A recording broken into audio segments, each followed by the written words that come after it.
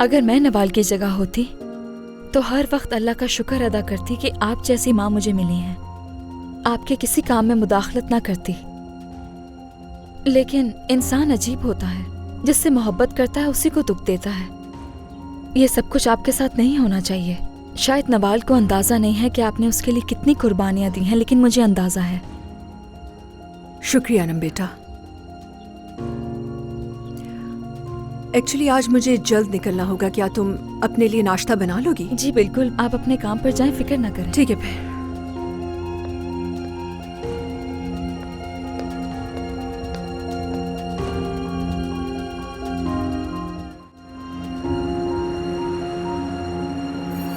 आ रहा हूं।